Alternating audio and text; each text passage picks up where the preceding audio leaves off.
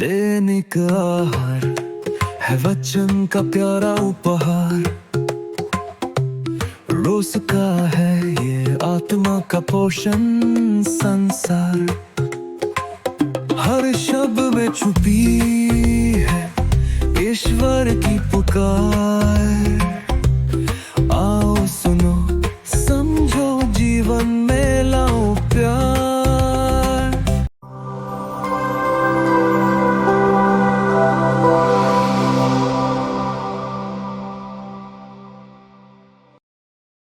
दैनिक आहार में आपका स्वागत है। सबों को जय शिव। आज का सुसमाचार लूकस अध्याय 4 पद संख्या 38 से 44 तक लिया गया है। मेरे मित्रों, आज मैं आपको एक बेहद ही खूबसूरत नदी के विषय में बताना चाहता हूँ। भारत की दूसरे नंबर की सबसे लंबी नदी, उसका नाम है गोदावरी। जानते हैं गोदावरी का उद्गमन कहाँ होता है? गोदावरी का उद्गमन हमारे नासिक में होता है। नासिक के नज़दीक एक सुंदर सी पहाड़ी है जिसका नाम है ब्रह्मगिरी पर्वत। उस पर्वत पर एक जगह है जिसका नाम है त्र्यंबकेश्वर। वहाँ उसका उद्गमन होता है।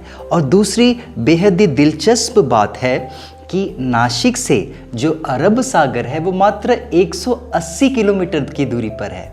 लेकिन ये जो नदी है वो इतने नज़दीक वाले समंदर पर नहीं जाती। वो घुमा फिराकर कहीं और जाती है। उसका निशाना कहीं और है, उसकी मंजिल कहीं और है। वो जाना चाहती है बंगाल की खाड़ी में। और वहाँ जाने के लिए उसे जानते हैं कितना किलोमीटर जाना पड़ता है?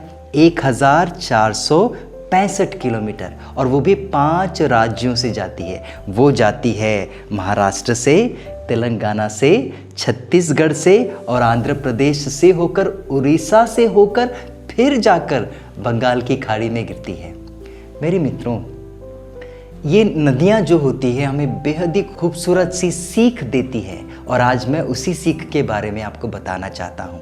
प्रभु यीशु आज के सुसमाचार में भी कुछ ऐसी बातें करते हैं। देखिए, प्रभु यीशु साइमन पेतरुस के यहाँ जाते हैं। उसकी सांस को के ऊपर हाथ रखकर उसके बुखार को डांट कर उसे चंगा करते हैं। और फिर पवित्र वचन बताता है कि नाना प्रकार के बीमारी से पीड़ित लोग प्रभु के पास आते हैं और सबके ऊपर एक एक हाथ रखकर प्रभु उन्हें चंगा करते हैं। और फिर बताते हैं कि जब अबदूत ग्रस्त लोगों के ऊपर प्रभु हाथ रखते हैं तो उनमें से चिल्ला चिल्ला कर अबदूत निकल कर चिल्लाते हैं। मेरे मित्रों, और फिर प्रभु का वचन बताता है कि लोग खोजते खोजते प्रभु के पीछे पड़े हैं।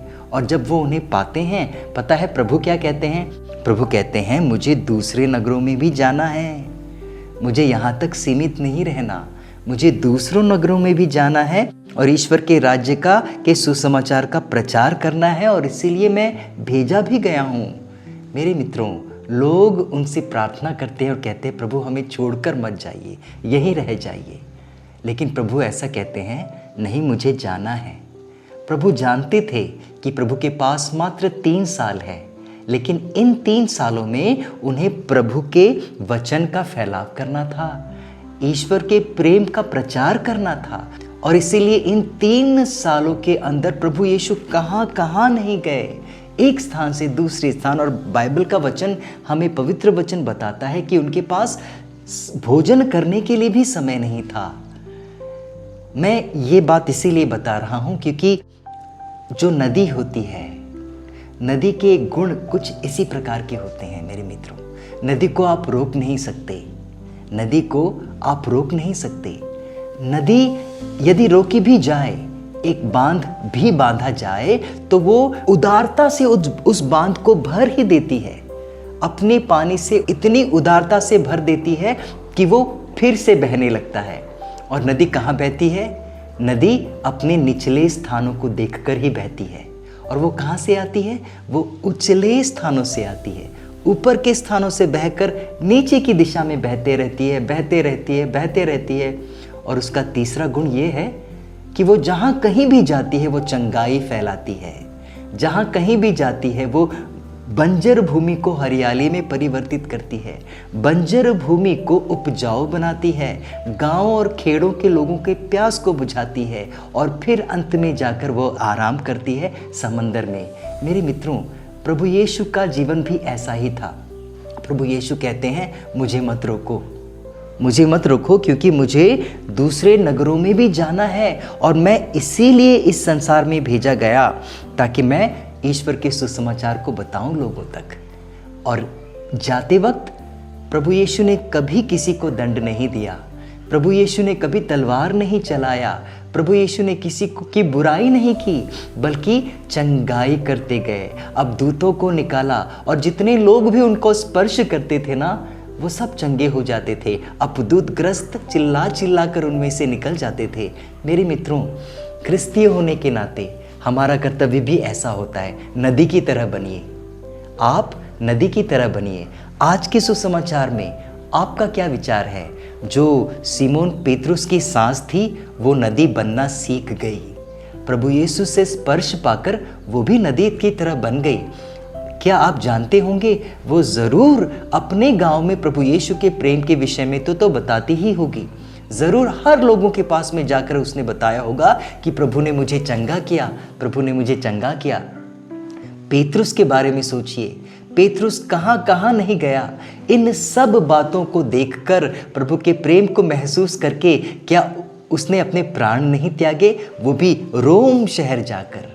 मेरे मित्रों, संत थॉमस को देखिए, वो भी नदी बनना सीख गया। वो प्रभु यीशु के ज़माने से उस स्थान से लेकर भारत आया, एक नदी की तरह आया और जहाँ कहीं भी गया उसने भलाई के बीज ही उसने बो दिए।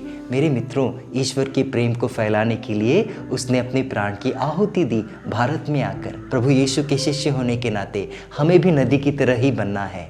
बहते जाइए, बहते जाइए। जिस दिन आप रुक जाओगे उस दिन आप नदी नहीं रहोगे, आप तालाब बन जाओगे। और तालाब का पानी फ्रेश नहीं होता है, स्वच्छ नहीं होता है। नदी की तरह बहते रहिए, दूसरों के प्यास बुझाइए, ईश्वर का वचन को फैलाइए। सबों को जय यीशु, आमीन।